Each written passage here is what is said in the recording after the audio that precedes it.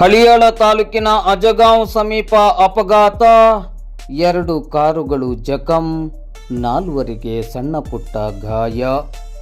ದಾಂಡೇಲಿ ಗ್ರಾಮೀಣ ಪೊಲೀಸ್ ಠಾಣೆಯ ವ್ಯಾಪ್ತಿಯಲ್ಲಿ ಬರುವ ಹಳಿಯಾಳ ತಾಲೂಕಿನ ದಾಂಡೇಲಿ ಹಳಿಯಾಳ ರಸ್ತೆಯ ಅಜಗಾಂವ್ ಸಮೀಪ ಭಾನುವಾರ ತಡರಾತ್ರಿ 2 ಕಾರುಗಳ ನಡುವೆ ಮುಖಾಮುಖಿ ಡಿಕ್ಕಿ ಸಂಭವಿಸಿ 4 ಸಣ್ಣ ಪುಟ್ಟ ಗಾಯಗಳಾಗಿದ್ದು 2 ವಾಹನಗಳು ಜಖಂಗೊಂಡಿವೆ.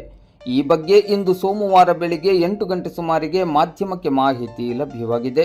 ದಾಂಡೇಲಿಯಿಂದ ಹಳಿಯಾಳದ ಕಡೆಗೆ ತೆರಳುತ್ತಿದ್ದ ಯಡೋಗ ಗ್ರಾಮದ ಸ್ವಿಫ್ಟ್ ಕಾರು ಹಾಗೂ ಹಳಿಯಾಳದಿಂದ ದಾಂಡೇಲಿ ಕಡೆಗೆ ಬರುತ್ತಿದ್ದ ಗದಗ ಮೂಲದ ಕ್ವಾಲಿಸ್ ಕಾರಿನ ನಡುವೆ ಈ ಅಪಘಾತ ಸಂಭವಿಸಿದೆ.